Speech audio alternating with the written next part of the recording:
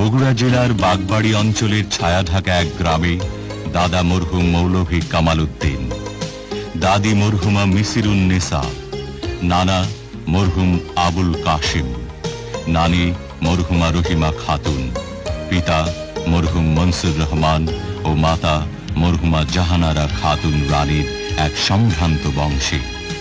এই বাড়িতে 1936 সালের 19 জানুয়ারি পিতামাতার 5 সন্তানের মধ্যে দ্বিতীয় সন্তান হিসেবে জন্মগ্রহণ করেন কমল ওরফে জিয়াউর রহমান।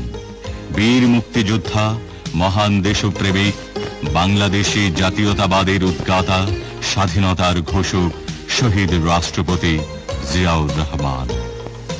কলকাতার হেয়ার স্কুলে লেখাপড়া শুরু হলেও দ্বিতীয় বিশ্বযুদ্ধের সময় জাপানি বোমার আশঙ্কায় জিয়া চলে আসেন বাগবাড়িতে গ্রামের স্কুলে। 47 সালে ভারত বিভাগের ফলে তার পিতা চাকুরি সূত্রে বদলি হয়ে যান পাকিস্তানের করাচিতে।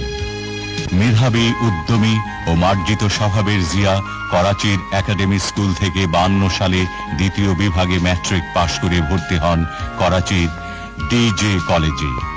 তার স্বপ্ন ছিল ডাক্তার হয়ে দেশবাসীর সেবা করা।